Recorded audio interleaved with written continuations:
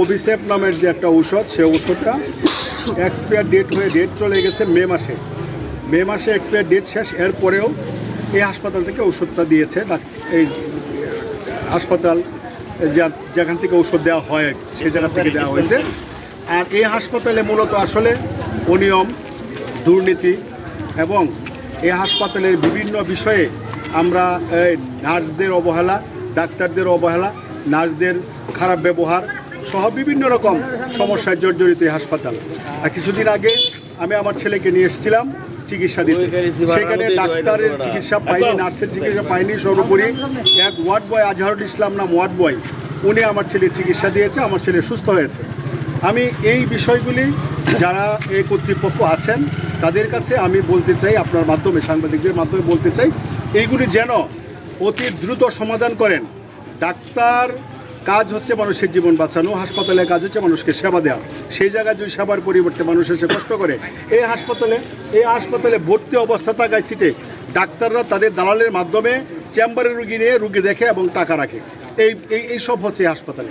এইগুলি অতি দ্রুত সমাধান করলে হয় সাধারণ মানুষ এখান থেকে ভালো চিকিৎসা পাবে, আমরা আশা করি। এই ছিল আমার কথা বলেন না কেউ। এই ব্যাপারে কমিটি গঠন করব, কমিটি গঠন করে তারপরে সে আপনার কমিটি গঠন করে কমিটির অনুযায়ী ব্যবস্থা নেব। ঠিক আছে। আচ্ছা, আরেকটা বিষয়, আপনি এটা যেহেতু এখানে দুটা আপনার ওষুধ পাওয়া গেছে, এক্সপায়ার ডেট নাই, সেই বিষয়ে আপনি কয়দিনের মধ্যে একটা প্রতিবেদন করবেন এবং কমিটি, কয় বিশিষ্ট কমিটি করবেন, এই বিষয়ে একটু বলবেন কি? 3 সদস্যের একটা কমিটি করব। আর কয়দিনের মধ্যে এটা প্রতিবেদন আপনি বিষয়টা আমাদেরকে ক্লিয়ার করবেন? এটা 4 দিনের মধ্যে। 4 দিন। আপনারা এর আগে কেন এগুলো দেখভাল করলেন না? আসলে এটা কি বিষয়টা আসলে আপনাদের অবহেলা নাকি? দীর্ঘদিন পরে মে মাসে আমরা দেখলাম যে মে মাসে এক্সপায়ার ডেট চলে গেছে 22, আমার ছেলে আজকে জুলাই, আগস্ট পড়ছে। এইটা আসলে আপনাদের ব্যর্থতা নাকি আসলে?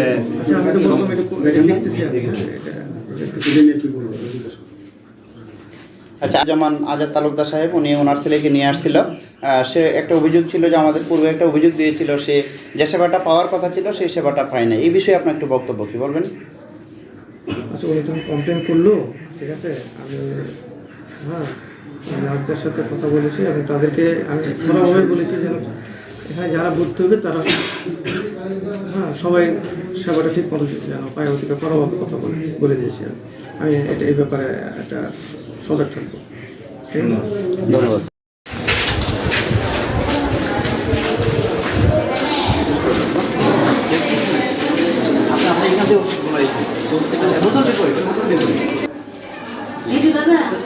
আসলে এই যে এক্সপায়ার ডেট হইল, মে মাসের ডেট চলে গেছে, আপনারা কি স্টোর চেক করেন কিনা বা নিয়মিত চেক করেন কিনা, বা লাস্ট কবে আসছে ওষুধ, আপনারা এগুলো আসলে ব্যাখ্যা দেবেন কি?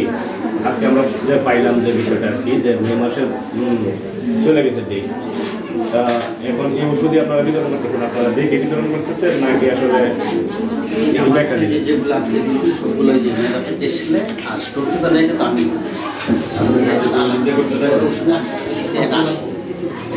ফার্মাসিস্টের দায়িত্বে আমি শুধু বিতরণ করি।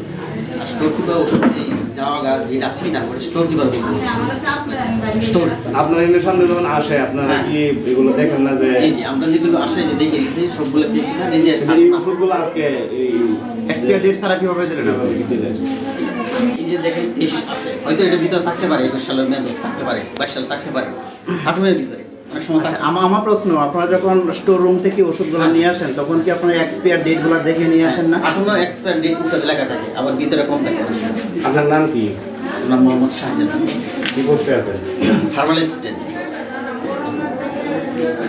এখানে তো আপনার ওই এই ওষুধটি আনা। আমি 19/4 ওই প্রবেশে সাপ্লাই দিচ্ছি, লাস্ট সাপ্লাই। এর পূর্বে কি আছে কি না কম ডেটের এটা আমার জানা নাই, এর আগে তো আমি আরো সাপ্লাই দিচ্ছি তাকে। আপনি যেখান থেকে স্টোর থেকে ওষুধগুলো দিচ্ছেন সেইগুলো কি ওষুধ আপনারা যাচাই করে এক্সপায়ার ডেট আছে কিনা সেইগুলো কি দেখে দিচ্ছেন? হ্যাঁ, দেখে যাওয়া। আপনার কোনো এক্সপায়ার ডেট ওষুধ এখানে ছাড়া দিচ্ছেন না? না, দিচ্ছি না। আমরা স্টোরটা একটু দেখতে চাই আপনাদের অনুমতি সাপেক্ষে কি পরিমাণ ঔষধ আছে এবং এক্সপায়ার ডেট আছে কীরকম আমরা দেখতে চাইতেছি আর কি। আপনারা যদি অনুমতি দেন তাহলে আমরা একটু স্টোরটা দেখতে চাইতেছি। না ওটা তো আর আমি অনুমতি দিতে পারবো না। মানে আপনি স্টোরের দায়িত্বে আছেন যে আমি তো ওটা তাই থাকলে কি করবো? আমি কি এটা কর্মকর্তা গো? হ্যাঁ, আমি 10টা-15 মিনিটে পূর্বদলা হসপিটালে আসি আমার দাঁতের ব্যথার জন্য।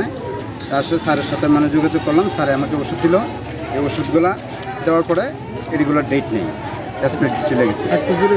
কোন ডাক্তারে দিয়েছিল আপনার? ডাক্তার ওই যে ডেন্টাল ডাক্তার লিটন নাম, উনি কয় নম্বরে বসে? মানে ওই যেখান থেকে এদের প্রেসক্রিপশন দেয় 7টা থেকে বসে। আচ্ছা, আমার প্রশ্ন হলো আপনি যখন ওষুধগুলো নিলেন, ওষুধগুলো নেওয়ার পরে কি এক্সপায়ার ডেট নাই দেখছেন? জি জি, পরে দেখি আপনি কি করছেন? দেখে পরে মানে বাস আমি আজাদকে বললাম যে আজাদ ভাই যে এই ঘটনা, এখন এইগুলোতে কী করবো? কারণ আজাদ ভাই বলতেছে যাও আমি যাবো, ইয়ে দেখবো যে টিএসের সাথে আলাপ করে যে কেন উনি এইগুলো দিলেন। বলে প্রশ্ন করেন। চিকিৎসক মহোদয়ের সাথে কথা বলছি, এক্সপায়ার 2টা ডেট নাই পুতুলে, উনি চিকিৎসা দিতে গিয়ে ওনার বক্তব্য নিয়েছি। সেই বিষয়ে আসলে কতটা সততা এবং আপনি এখানে কি পেয়েছেন এসে একটু বলবেন কি? এখানে ওষুধ দিচ্ছে, ডাক্তারের প্রেসক্রিপশনের পরে ওষুধ দিচ্ছে, হাসপাতালের ভিতরেই প্রেসক্রিপশন দিচ্ছে, ঔষধ দিচ্ছে। ঔষধের মধ্যে ওবিসেপ নামের যে একটা ঔষধ, সে ঔষধটা এক্সপায়ার ডেট হয়ে ডেট চলে গেছে মে মাসে এক্সপায়ার ডেট শেষ। এরপরেও এই হাসপাতাল থেকে ওষুধটা দিয়েছে। এই হাসপাতাল যেখান থেকে ওষুধ দেওয়া হয় সেই জায়গা থেকে দেওয়া হয়েছে। আর এই হাসপাতালে মূলত আসলে অনিয়ম, দুর্নীতি এবং এই হাসপাতালের বিভিন্ন বিষয়ে আমরা নার্সদের অবহেলা, ডাক্তারদের অবহেলা, নার্সদের খারাপ ব্যবহার সহ বিভিন্ন রকম সমস্যায় জর্জরিত এই হাসপাতাল। আর কিছুদিন আগে আমি আমার ছেলেকে নিয়ে এসেছিলাম চিকিৎসা দিতে, সেখানে ডাক্তারের চিকিৎসা পাইনি, নার্সের চিকিৎসা পাইনি। সর্বোপরি এক ওয়ার্ড বয়, আজহারুল ইসলাম নাম ওয়ার্ড বয়, উনি আমার ছেলের চিকিৎসা দিয়েছে, আমার ছেলে সুস্থ হয়েছে। আমি এই বিষয়গুলি যারা এই কর্তৃপক্ষ আছেন তাদের কাছে আমি বলতে চাই, আপনার মাধ্যমে, সাংবাদিকদের মাধ্যমে বলতে চাই, এইগুলি যেন অতি দ্রুত সমাধান করেন। ডাক্তার কাজ হচ্ছে মানুষের জীবন বাঁচানো, হাসপাতালের কাজ হচ্ছে মানুষকে সেবা দেওয়া। সেই জায়গায় যদি সেবার পরিবর্তে মানুষ এসে কষ্ট করে, এই হাসপাতালে ভর্তি অবস্থা থাকায় সিটে ডাক্তাররা তাদের দালালের মাধ্যমে চেম্বারে রুগী নিয়ে রুগী দেখে এবং টাকা রাখে। এই সব হচ্ছে হাসপাতালে। এইগুলি অতি দ্রুত সমাধান করলে হয় সাধারণ মানুষ এখান থেকে ভালো চিকিৎসা পাবে, আমরা আশা করি। এই ছিল আমার কথা।